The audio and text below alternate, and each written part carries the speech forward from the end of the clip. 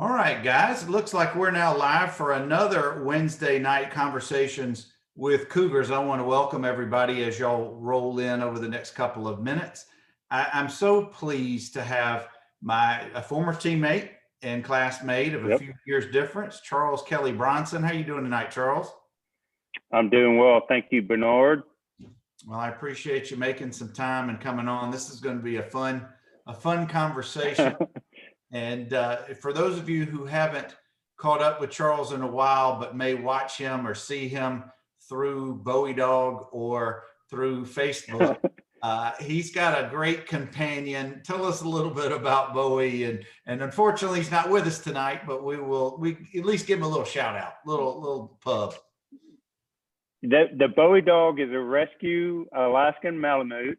Mm-hmm. And actually, his rescuer was Leanne Berryhill, who you might know from Northview days. Sure. And she broke him out of a shelter, but she couldn't keep him because she already had a dog and some cats. So I volunteered and I took him, and it's been a road trip ever since. Well, he's a good boy. For those of you who don't know, he's got his own Instagram account and following, very popular. So go find him, and we'll post the link to his Instagram when we get finished here tonight. Charles, catch us up. Where are you these days? Tell us a little bit about your work and where do you live and those kind of things, and then we'll get back in the time machine and hit some good times. Sure. I live in Atlanta, Georgia, and I've been there probably since 1992.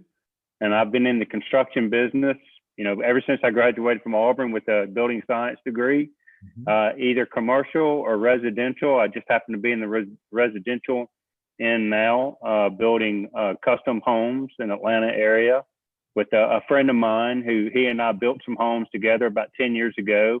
And now we've reconnected, and he actually owns the company, and I just kind of work for him, and it's Craft Custom Homes. And our homes are like $2 million to $6 million. And we also build down in Alice Beach, Rosemary Beach area down in Florida. We got one project there, and we're probably getting ready to do about 2 or 3 there. So and it's good business.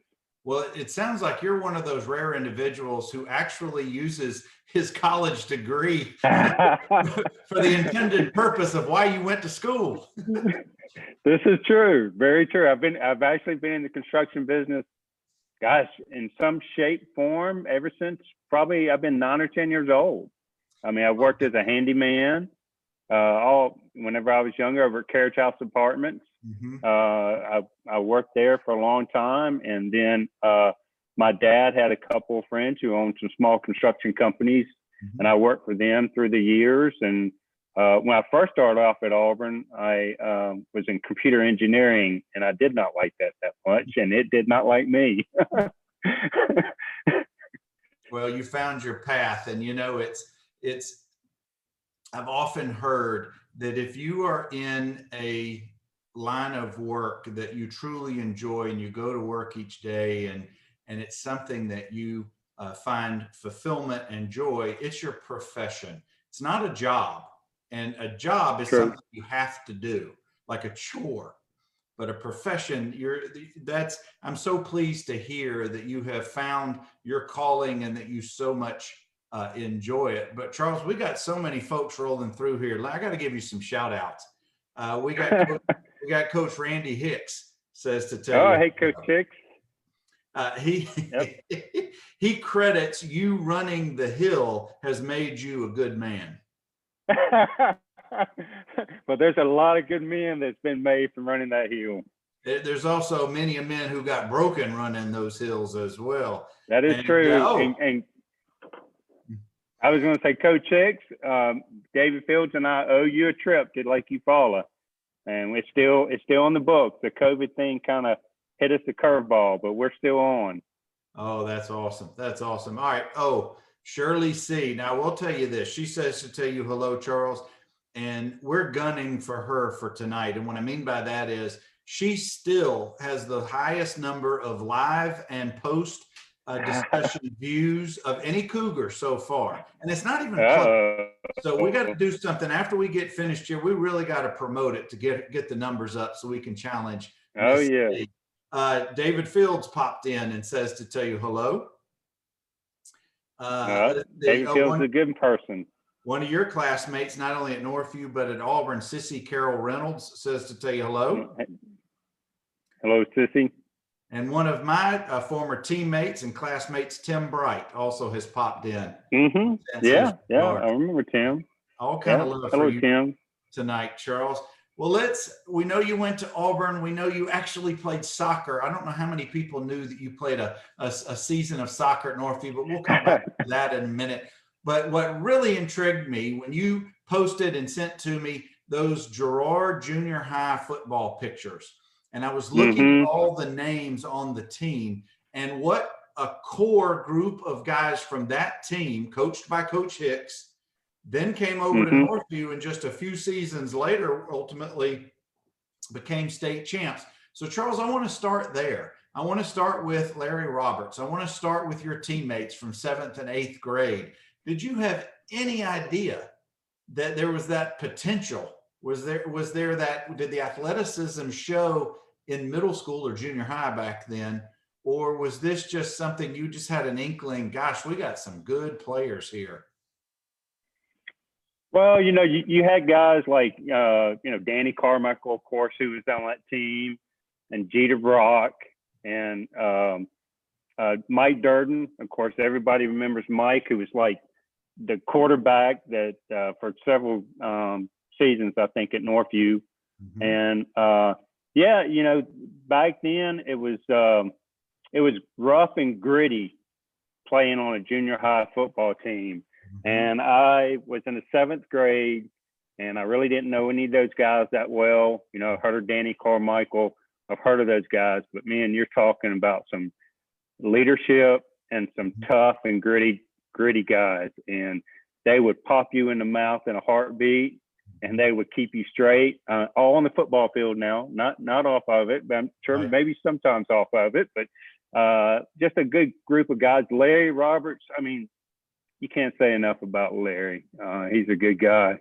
I get a little emotional, and certainly, yeah, he's a great guy, and just a nice, and it's hard. It's sometimes you think, man, that guy played pro football, and he can be so nice. And but anyway, those days, I don't think we had a good record, but man, it was tough. We practiced back on the back of Girard, which is nothing but dirt and rocks. And I followed you a few years later, but Charles, you may or may not remember, that field was not level whatsoever. It slanted toward the Azalea Country Club across the street. Yes, it did. Horrible. Yeah. Now, here's the other thing that I remember. We had friends who were members of the Azalea Country Club, and you could see the swimming pool. And I don't know if you had this memory, but I could see my friends across the street in the pool, and we're out there on rocks and dirt and a little bit of glass and the slant. Well, it all served to toughen us up and to make us better players. But it was, and the one thing I think about too is just the equipment. The helmets back then, they had the webbing in it. There was no pads in the helmet we had, and my brother had bought this funky looking helmet, and it had the pads in it. And Coach Hicks or Coach Laurie tried to take the face mask off to put on a regular. They had this funny like 2-bar face mask on it. And they couldn't get it off, but they let me wear it, and I don't know why, but they did. So, but at least it had the cushions in it. It didn't have the straps in it. I don't know if you remember those helmets or not. I do. I certainly do. And David Mims has popped in. And David, yes. But going back to Larry for just a second, Charles, you're not the only person when they have recollections and memories of being a teammate and classmate of Larry. Even though you guys were a few years older than me, Larry has brought out that same emotion in many folks. So he touched a lot of lives on many, many levels, a special man and a special memory, and probably the greatest Cougar, if not the top 3, who ever played and went to our school. The one thing I do regret about when I lived in the Bay Area for a year, I moved out there with me and Leanne and her parents, because I used to date Leanne Berryhill back in the day. And we moved out there with her parents.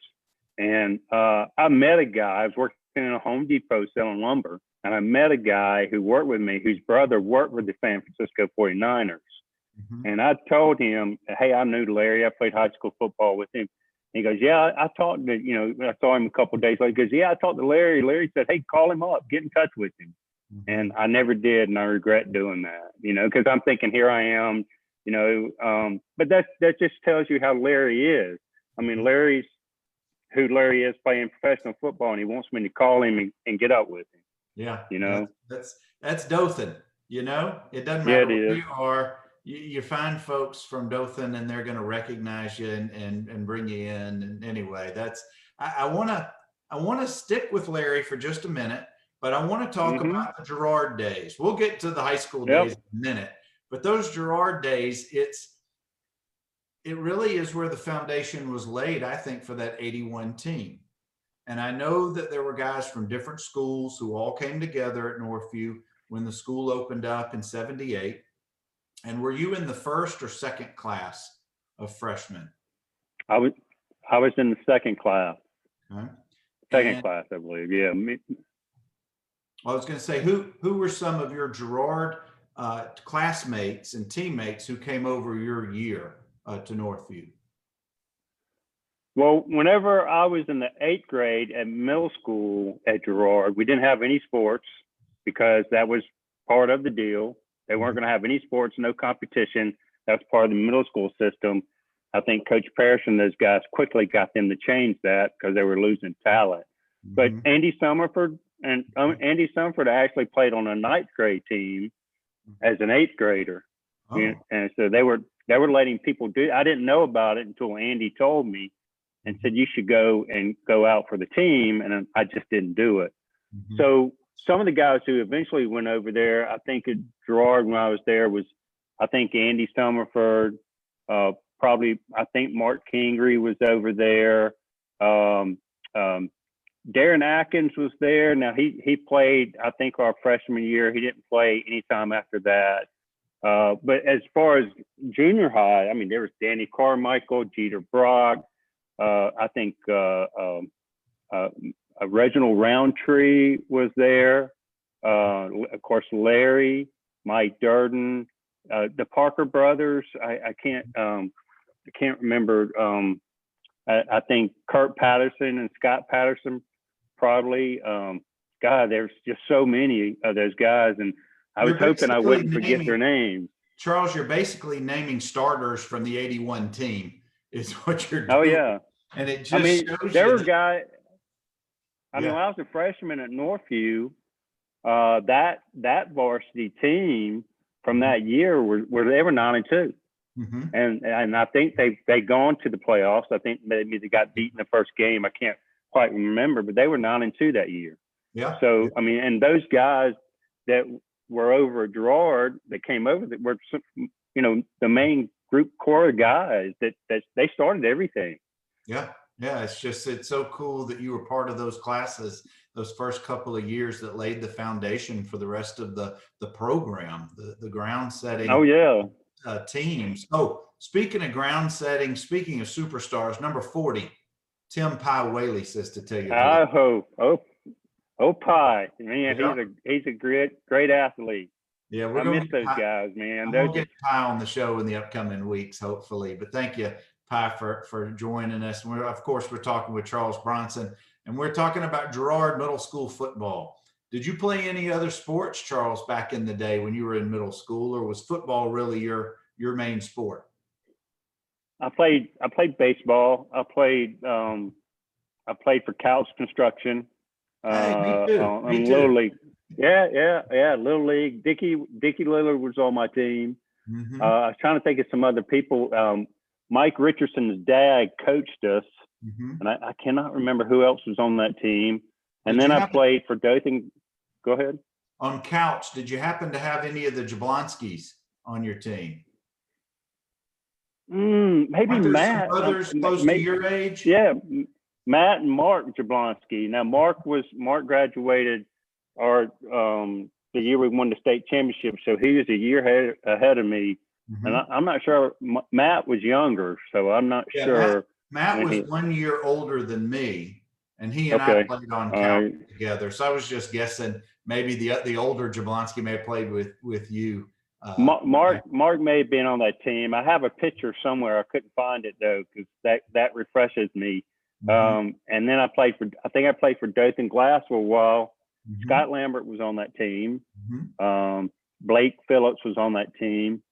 I can't remember who else. Now I played for a couple years in the Boys Club League. Sure. My brother worked at the Boys Club, Mhm. so I got involved in the Boys Club and I played on a league there. And matter of fact, one of my first, my dad was at one of my games. I was a catcher, and we were playing in the championship game actually, Mhm. and it was tied, bottom of the ninth. They had a guy. The other team had a guy on third, and the guy kept on like taking long leadoffs Mhm. between third and home, and I Mhm. would get the ball and walk out to him.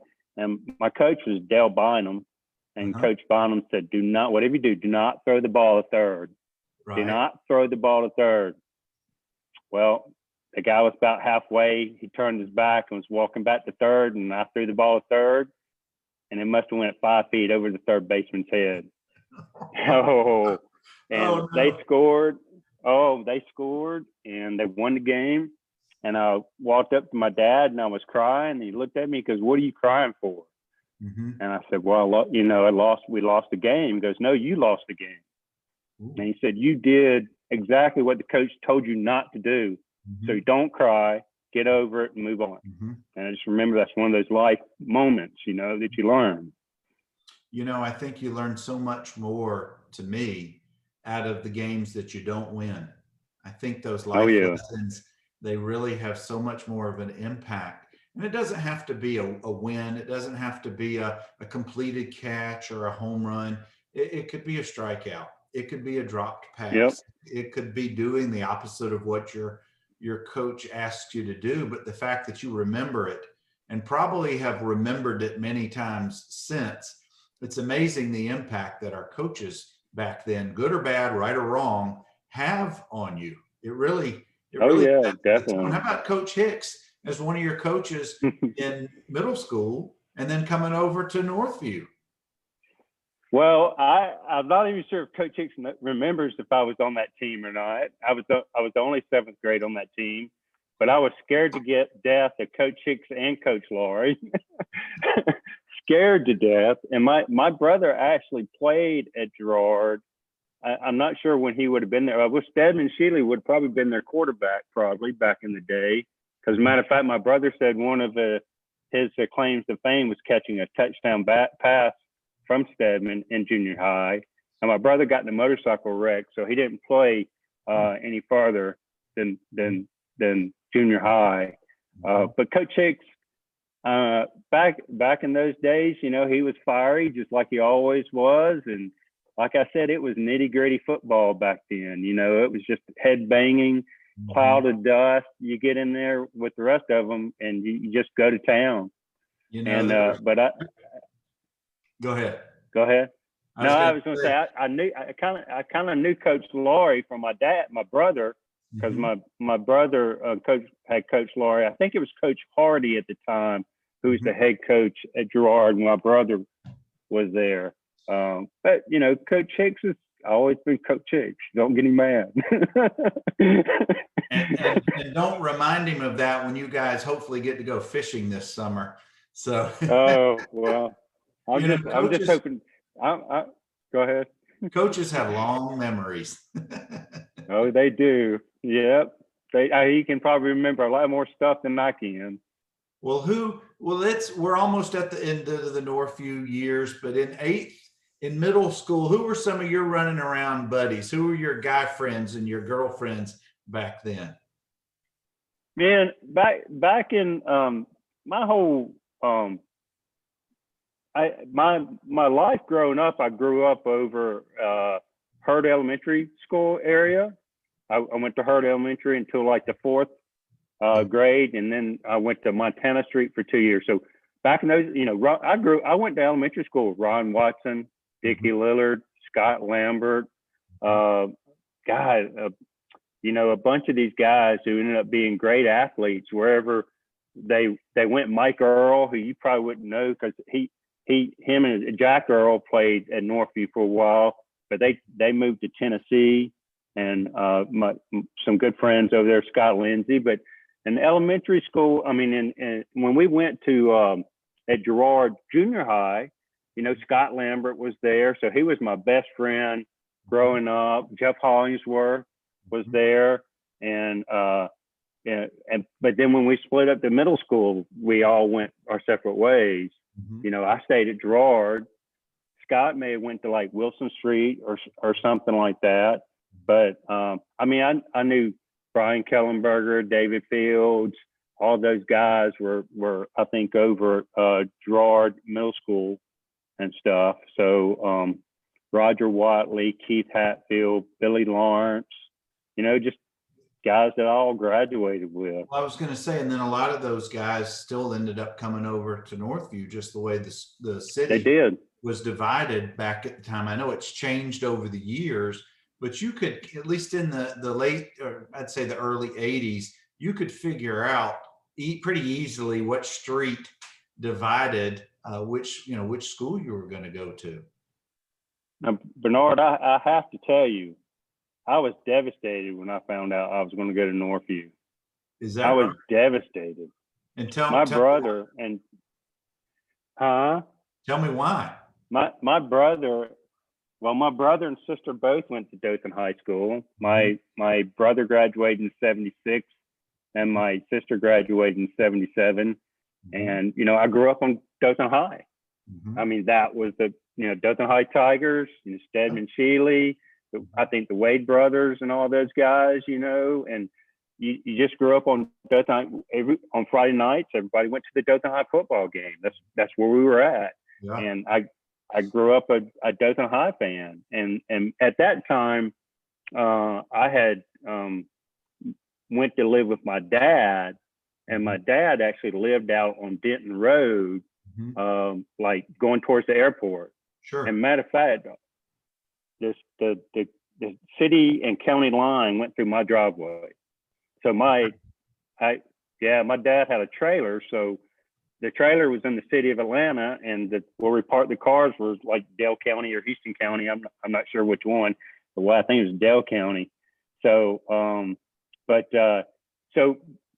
and plus I heard that Northview's colors were going to be purple and gold at the time. And I was like, I don't want to wear purple and gold, but I didn't have a choice. I went to Northview, and I had no regrets at all. Well, I was going to say, how long did it take you to get acclimated to that big old school? And I know a lot of your classmates and teammates were there, so you knew a lot of kids going to school, but it's still intimidating. It's still, when you come out of that cocoon of middle school or junior high, whatever it was at the time, to go to the big school where, your grade is now 300 or 400 kids, as opposed to say 60 to 90 kids. But did sports help with that? Playing football help with that? Oh, definitely. I mean, definitely sports helped. I mean, I regret not playing in the 8th grade. I mean, 7th grade was junior high. 8th grade, we switched to the middle school system. They didn't have any sports at Girard Middle School or any middle school at the time. So there was this void there. Coach Parrish and those guys kind of picked it up by having 8th graders be able to come over to play on a 9th grade freshman team, which unfortunately, as I said before, I didn't know. But so I didn't play that year. Now, I did play a half a year for the Giants and the Little League team as a Little League football, but that's all the football I played was half a year because I was sick at the first of the season. And I think Bill Coker was our coach, who was a sports writer at the time and stuff like that. And was good friends with my dad and my mother.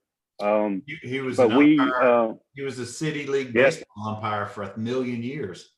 Yes.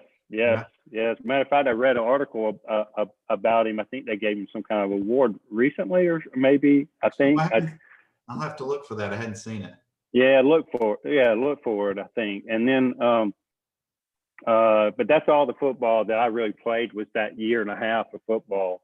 But whenever I got over to Northview, I mean, David Fields was there, Scott Lambert, Jeff Hollingsworth was there, Billy Lawrence, I believe. I met Rocky Lewis over on the ninth grade team. Darren Atkinson was there. Billy Donaldson was there, who you probably wouldn't know Billy because he ended up moving at some point, I think after our freshman year. Dickie was there, and I knew Dickie for forever. Sure. Gosh, there's so many. I hate that I can't remember everybody's name. That was okay. my biggest fear about. But Charles, before he comes on, I know he's going to be here in a minute, but let's talk about Mark Kingery real quick. He just had a birthday. You got any scoop on him we can share before he comes on? I knew Mark for a long time. Mark grew up over off of Roosevelt at one time, and we used to play together. And Danny Parker, who went to Houston Academy, used to live across the street from him. But Mark was just tenacious. I mean, you're talking about a guy who's, not a tall guy. That's the way I'll put it. And not a big guy, but he played center. I think his senior year, he was second team All-State, I think, at in 4A football, which is pretty good. Now that Mark has joined us, he can confirm or deny his All-State selection. And also Donnie Grill has joined us. Yeah, I remember. Yeah, Donnie. Yeah, yeah. And Mark was just.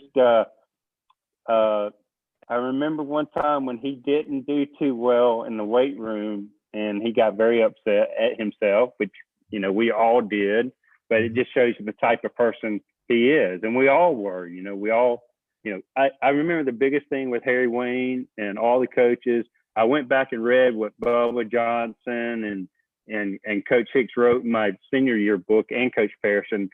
They all stress goals. Goals. And that was always stressed. I know it was with you when we were in school. Were goals, your short-term goals, your mid-term goals, and your long-term goals. Charles, where was the weight room during your years at Northview? Do you remember? Oh yeah, it was go up in that front entry, up the stairs, and back in that right corner. So if you're at the front looking at the right corner up there. Yeah, and I assume it was the same place whenever you were there. Yeah, it was. And I think they also expanded to the same level in the gym and also used the other room on the other side of the front of the gym. So they had two rooms. Right. And as the years progressed, I think they moved it out to the field house. Somebody correct me. But do you recall that several years ago they built a field house right next to the outdoor practice facility? And so right. I think they may have moved all of that, including locker rooms and so forth. I never got a chance to go in there, but I think they later moved it. But I can remember in the off season, Charles, tell me if y'all did this, in the off season workouts and conditioning, if it was bad weather, we would do everything indoors, including running through a maze. Did y'all ever do this? Yep. A maze through the gym, did. Upstairs, downstairs, front and back. It was it was crazy. And if there were any students any nearby, they had better get out of the way because they were going to get stampeded. Did y'all ever do that? That is true. Oh yeah. Yeah, we did that. I guess that was maybe that was the indoor Cougar fire. I don't know.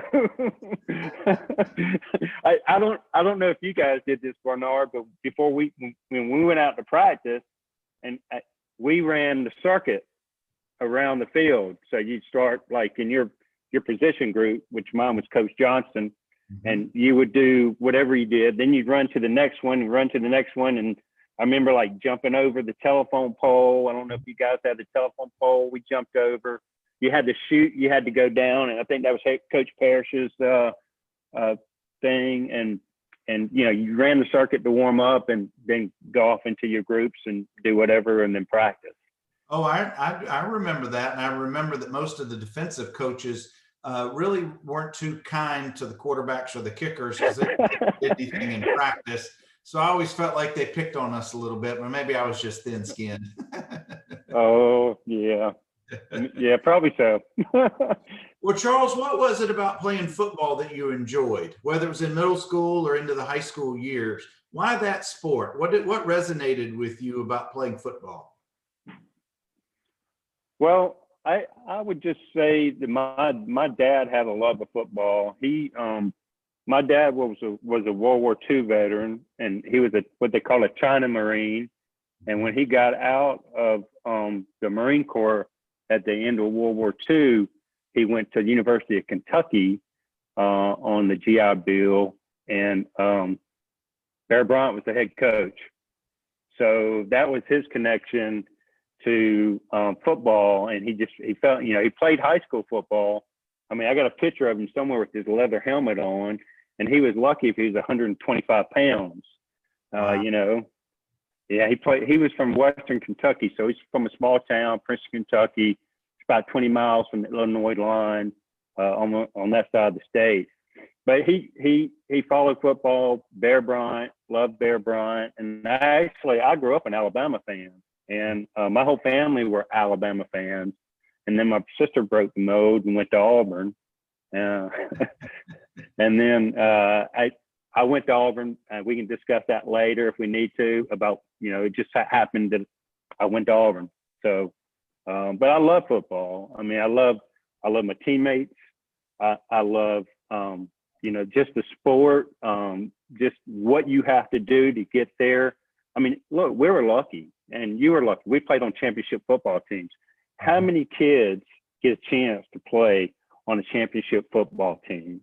I mean, it's special. I was talking to David Fields. I don't know when, but his son plays for a school in Duluth, which probably isn't the best. And he was saying, my son will never know what it's like to really play on a championship football team.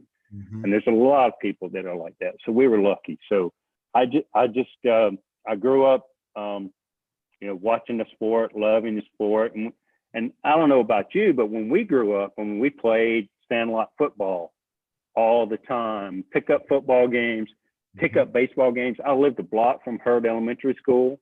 We would go and play baseball. If we didn't have enough people, we played pitcher's handout, or we'd close off the field. We'd do anything. We were always, or we'd play, we played 2-on-2, 3-on-3 football games, or tackle the man with the ball, back in the day. And it was my whole life really revolved pretty much around playing some type of sport, mostly football. I played. The other thing is I was pretty decent at football. I wasn't that great at baseball or basketball. Yeah, Charles, in my neighborhood, we had one family that had 4 boys, and the dad wanted to keep them near the house. We had woods in our neighborhood, but he cut down the trees in the backyard so we could basically have a sports field. So that's where everybody went. And the tree, I'll never forget this. The trees were cut down because trees don't move. And when you go out for a pass pattern, somebody leads you into a tree. It doesn't take long to remember that tree's there. But you're so right. We just needed a field. We just needed a space. Yep. On the side of my yard, we literally took balled up socks and wrapped it with tape, took a tennis racket, and we played our version of tennis racket baseball. And you just make up games to occupy your time and to test your athleticism and to compete. It's all good stuff. Well, I had friends of mine. I lived over near Hurd at Carriage House Apartments, Scott Lindsay and Neil Lindsay. They were from Illinois. And so we started playing this game called stickball, or our southern version of stickball. I mean, we would just get like a mop handles and a tennis ball. And there's a little open area in Carriage House Apartments. It wasn't that big, but that's where we played stickball at. And, we'd have our games, and then sometimes we'd go up to Hurd and play our baseball games and stuff. But we were always outside playing sports and playing kick the can.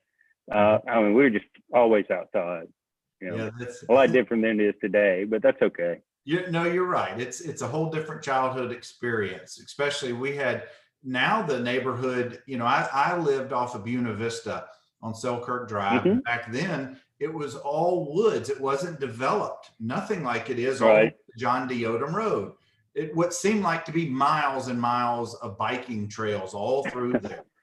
And so, Yep. you just Yep. get lost back there. And whenever the corner street light came on near the Stuckey's house, we knew it was time to head on to the house. Oh, here's one of your Oh yeah. classmates has rolled in, John Reddick. Oh yeah, John. Yeah. It- I keep up with John and Scott Lambert and Tim Morrow and Jeff Hollingsworth and David Fields quite a bit. well, be careful Um, what you say about John tonight, because the group text is going to be all about you this weekend. we do have this group text going around. Oh, that's awesome. That's awesome. Well, guys, Yeah, of course, I'm yeah. talking with Charles Bronson, and we're just reliving some childhood memories and some childhood days. And before we really get to the football part of this, Charles, I want to ask about, what did you like about being at Northview, being a student at Northview? Did you have any favorite teachers, classes, any places within the school that you really liked to hang out when you weren't having to do football stuff? My teachers that I really, Mr. Helms, a history teacher, I really liked his classes. Probably the closest class you could take that was to college. A guy who hands you a blue book when you're taking a test, and who walks around and you're writing and writing and writing, and he's reading over your shoulder and he says, you need to write more, and By the way, Charles, I still have two of my test books from Mr. Helms' class. do you really? I sure Oh do. man, I love that guy. I went to his wedding. I hadn't talked to him in so long. I think Scott Lambert keeps up with him a little bit, but I don't know. And then there was Mr. Saliba, who was I took a lot of drafting classes.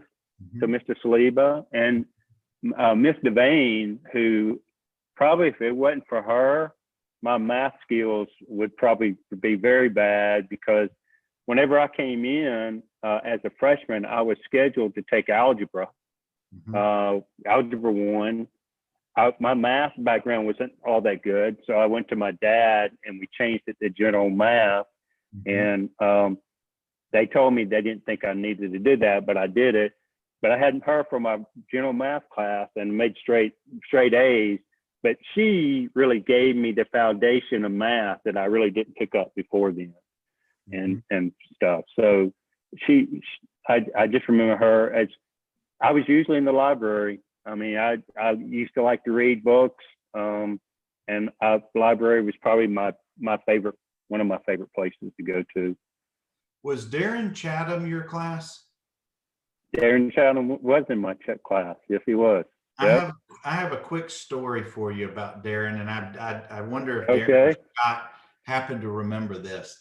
One of my 9th grade classes was in that classroom that was adjacent on the back side of the library. I don't know if you remember that there was a classroom back there. Right. Yep. Well, this was probably September, October. We hadn't been in school long. I didn't know any of you guys. I was just trying to figure my way as a 9th grader.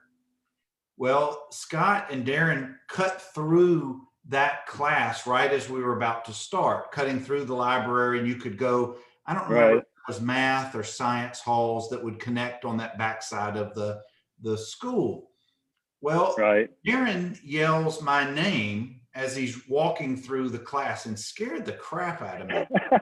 I only knew a bunch of you guys by name, and I'd only seen you guys a little bit from the distance up on the varsity field, or maybe, just from didn't know anybody. And he calls me up there, and I'm like, oh, what am I about to, get hazed or something? He came up, just gave me a big high five, just said, what's up, and just kept on going. And man, that made me feel 10 feet tall. Made me feel top of the world. That was awesome, I thought. I haven't talked to Darren in a long time. And another person I used to hang out a lot, and like in high school, was Alan Lopez and Ahmed Finch, Mickey Saffold. They were like two of my best friends. We were always doing stuff together and stuff, and we had some very good times. Well, I had Alan and Clark came on the show several weeks back, and hadn't seen Alan in many, many years, and he seems to be doing real well. Yeah, I need to go back and watch that one. I missed that one. And Dr. Lopez makes an appearance and steals the show, frankly. Of course, he Awesome. always did. We used to always go to their house. I think they lived over across from Houston Academy.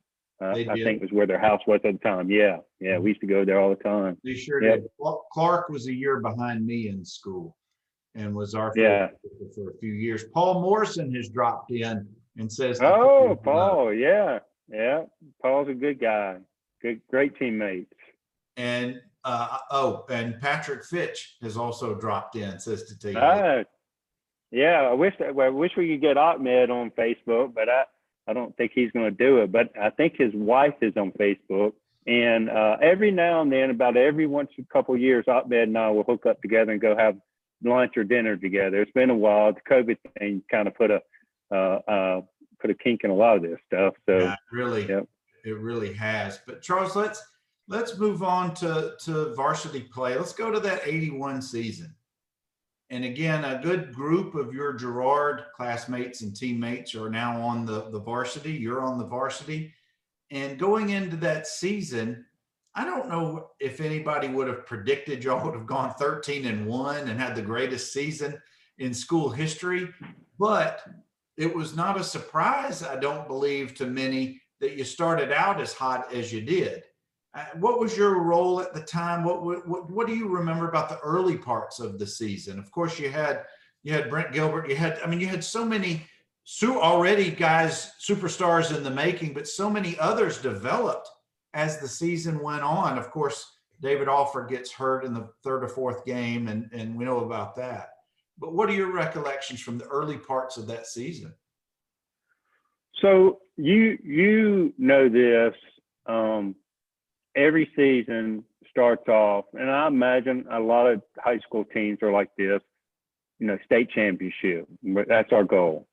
But our coaches beat that into our head. It wasn't a faint little thing. That was our goal. Mm-hmm. Our goal every year was to make it to the state championship game. No ifs, ands, or buts. That's it. That was pounded into our head. And I think that year, and the beginning of the season, senior leadership on that team was amazing. Those guys, the Brent Gilberts, the Brad Kingtons, the David Alford, even after David was hurt, Carmichael Patton, all those guys, they were not going to be denied, and we were not going to be denied as a team. And I started the first 2 or 3 games. I was the starting defensive end. There were only 2 juniors on the starting defense, and that was David Fields and myself. And then after the 3rd game, I think Brad Kington started playing more at defensive end. So probably for the better. I mean, I was probably 150 pounds if I was wet, So, and Brad, I don't know what it is about Brad, but Brad could somehow or another, I won't say, well, I guess I will say, he'd get blocked into the middle of the field and look up and get an interception. And he was playing defensive end. I don't know how, but that guy, if he couldn't find the football found him. Just had a knack, and he had it. He did have it. He did have it. And that first loss was devastating, but we just had a determination. I mean, when we ran sprints, and I don't know if you guys did this, but we ran these sprints, Bernard, you'd start off 40-yard sprints, and then you go down 30 yards, you go down 20 yards, you go down 10 yards. And those 10-yard sprints was like, you can't lollygag on a 10-yard sprint.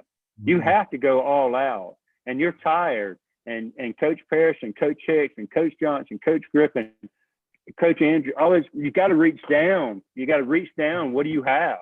What do you have? You got to keep on going.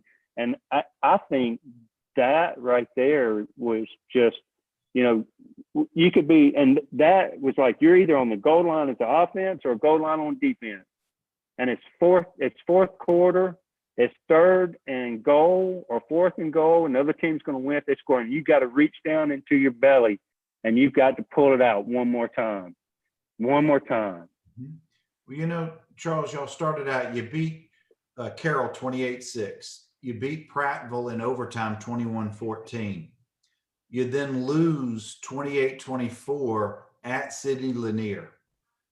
Then the next game is the game that David gets hurt. It's the Crisp County game, 35-20. Then the rest of the season, the most number of points given up in any game was 14. Most of these games were single-digit games. The defense clearly found its footing and established its dominance. Now, the offense wasn't shabby, but they weren't putting up 30 points a game. It was doing just enough. I mean, it took a little while for Dickey to find his footing, but you guys you beat Kendrick 31-0. It was a really bad Kendrick team. Then you beat Pine Forest. Now, Carver-Montgomery was probably the closest game until the playoffs when you got to Murphy. But what was it like? This is the reason why I bring this up. I want you to take us into that defensive huddle, not during the games, but during practices. I want to know about the intensity. What was going on in practice? Oh man, it was there's a lot of get off your ass, there's a lot of grit. I mean, we were just blue collar, gritty kind of players, and you did your job, and if you didn't do your job, especially those seniors would let you know that you're not doing your job. If our practices were raggedy, they would let you know. If Coach Ferris didn't walk off the field or do whatever like he was known to do, those guys would grab you by the face mask and they would put you in your place. And there was sometimes guys could just look at you and you knew that you better do what you needed to do. Sometimes no words were needed. Well, would this be fair to say that there was an expectation? I don't know if expectation of excellence is the right term, but expectation for you to do what was assigned for you to do on any given play. And you should know what to do. There was an expectation to win on every play. Mm-hmm. And to win on every play meant to win the game. And there's an expectation that if you didn't win, then you weren't doing your job. And that was the expectation. Tell me if this was your experience. I've had other members of that same squad tell me that the practices were so tough when ones on ones or ones on twos went on the scrimmage on goal line or whatever it was, that frankly, you were looking forward to Fridays so you could beat on somebody else and not on your teammates because the practices that is true. So intense.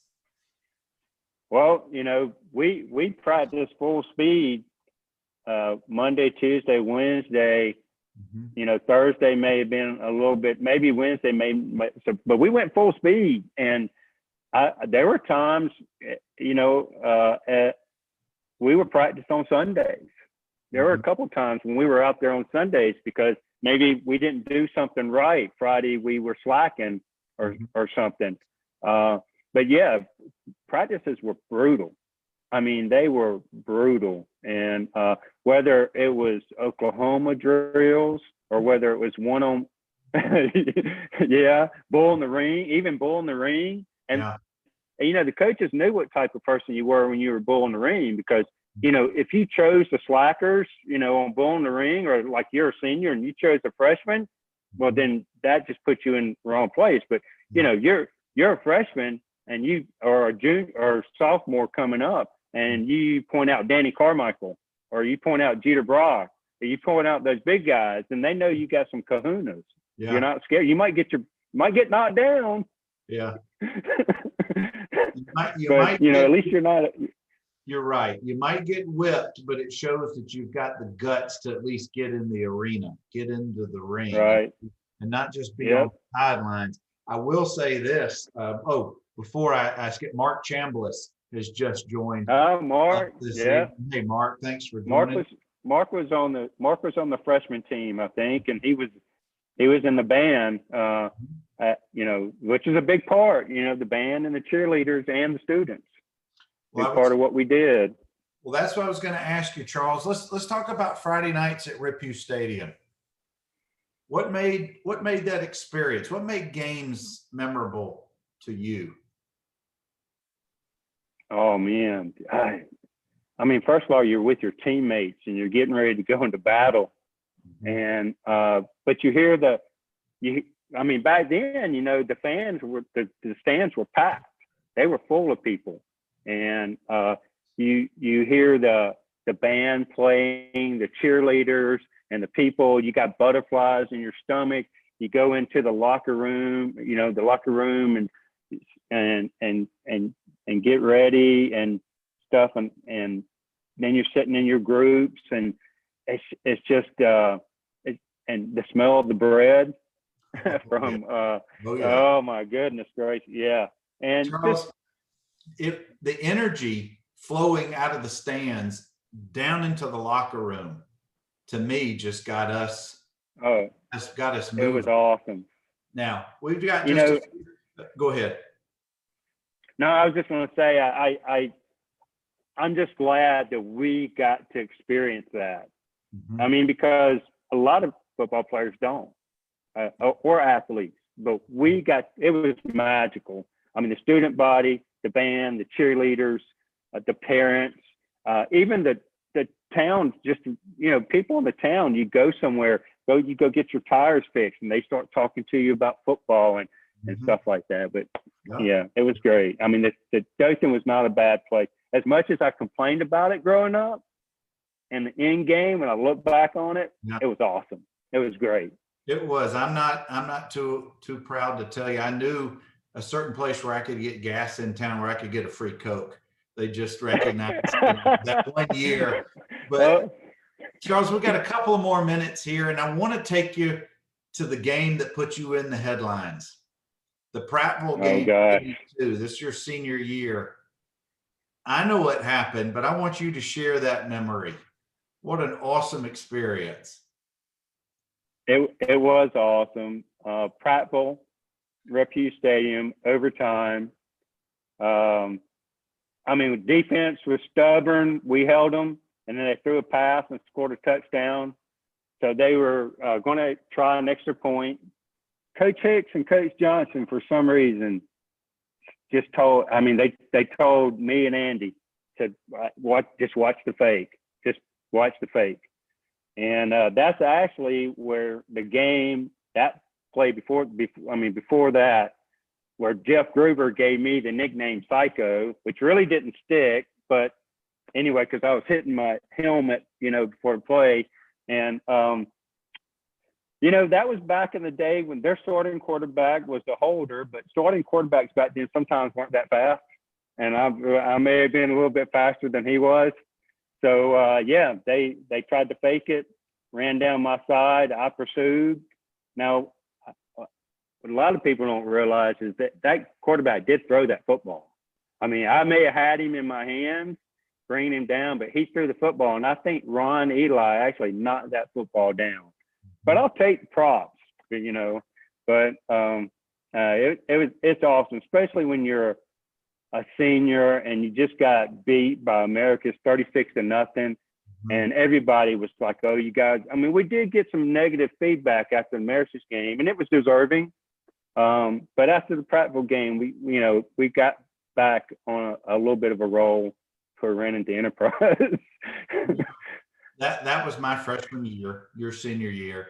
And what that play was a combination of good coaching, but also athleticism and being a disciplined athlete. And on that play, you made that happen. And there is no greater feeling for an athlete to accomplish what's being asked of him or her, whatever it may be. So I love that you shared that. I had not seen that article before. It gotten by me, but I appreciate you sharing it, and I've posted it in the group. And that's what makes high school memories, you know? That's what makes some really good discussions. Now, in our mind's eye and our memory, Charles, there were 50,000 people in Riphue Stadium that night. Oh yes. Oh yes. Definitely. Yeah. The reality probably not, I still. but that's what makes it I, so fun. And that's good. Hopefully, and we got another teammate in here. Brett Heisler has joined us. So thank you, Brett. yeah, Brett. Oh man, I hadn't heard that name in a long time. Yeah, a lot of folks, Oh, Charles. Brett. Now we've got just a couple of more minutes before I get you out of here, but I don't want to skip you playing soccer your senior year that spring. And I also want you to Oh share yeah. your Yeah. walking on and playing at Auburn. So first of all, what led you to play soccer that year? Well, my best friend at the time was Trig Borgeson, and Trig played soccer. And so the soccer was a soccer club back then. His dad coached the team, but Alan Lopez played, Ron Eli played, those guys played. And so me and Scott Lambert, Trent Bullard decided to walk on, not walk on, but decided to play. And I played goalkeeper because I was terrible dribbling the ball. So I was a goalkeeper. And not only that, I actually made the all-city team that year. And I made the all-city team, and Mike Ward was our head coach. I don't know if some people know Mike Ward or not. Can you still hear me? Yeah. Yeah. I'm still Can here. You hear me? Yeah. Yeah. Okay. And then as far as Auburn goes, I had opportunity. I could have walked on at Alabama, Auburn. I had Coach Parrish had me talk to some guys from the Naval Academy, I think, because he knew that I wanted, at one time thought I wanted to go in the military. And so it was too late to get an appointment. So I talked to some guys at Roswell, New Mexico Military Institute. But I was like, I'm not going to go to Roswell, New Mexico Military Institute. So I talked to some guys at Alabama, I talked to some guys at Auburn. The coaches helped me. Coach McCall, Chuck McCall's father, helped me. And Larry Roberts taught me out of. Larry Roberts said, basically, we're stacked deep here. If you want a chance to play, you should go to Auburn. So that's one of the reasons I went to Auburn. And Pat Dye had been there for a couple of years and, was looking for players and stuff like that. But he had the players. I was going to say Auburn didn't have an empty cupboard by themselves either. They had some pretty stout. Oh no. Yeah, they did. Yeah, I mean, they had Bo, Brent Fullwood. They were pretty stacked. I can't remember all of the years, but Andre Bruce was there. And I mean, Tracy Rocker was Andre Bruce was there later. But gosh, I know that was a yeah. good experience. Ben Tamburillo. Uh-huh. Yeah, Ben Tamburillo, who's actually a real estate agent in Birmingham now. And yeah, man, there were the guys from Dothan, of course, that was there. It was Brent Gilbert. Yeah. Jim Thompson was from Enterprise. Right. Jeff Hutto, Dale County. And there's some other guys. Vincent Jones, who you mentioned in one of your broadcasts, who played at Dothan High. And I used to give him rides to Dothan all the time back when I played. So yeah, it was an experience. It's an eye-opening experience. Let's put it that way. Yeah. Let's put it this way. They had to wake me up a couple of times with smelling salt on the field. Yes. Charles, I have sure enjoyed our conversation tonight. I really appreciate you spending some time with me. Oh, it's been great, Bernard. I got a lot more stories. There's some more stuff floating out there. There's some good stuff. But I love my time at Northview. I'm just thankful that I got to play with the guys that I played with and played on a championship team. And the coaches were awesome. Coach Griffin, Coach Hicks, Coach Andrews, Coach Parrish, Coach Johnson, Coach Cleveland, all of them. Coach Kirkland, Coach Tribune. I don't want to forget those two. Awesome. I loved every bit of it. Miss it very much. Well, thank you. And guys, this is why we do these each Wednesday night, just reliving some great memories, sharing some good stories, and catching up with old friends and classmates and teammates. So thank you, Charles, again. I really, really appreciate talking with you tonight. Bernard, I again appreciate you doing what you do. Thanks for keeping the spirit alive and Cougars for life. My pleasure. And guys, y'all have a safe rest of your week, and we'll catch you next week with another Conversations with Cougars. Have a good night. Later.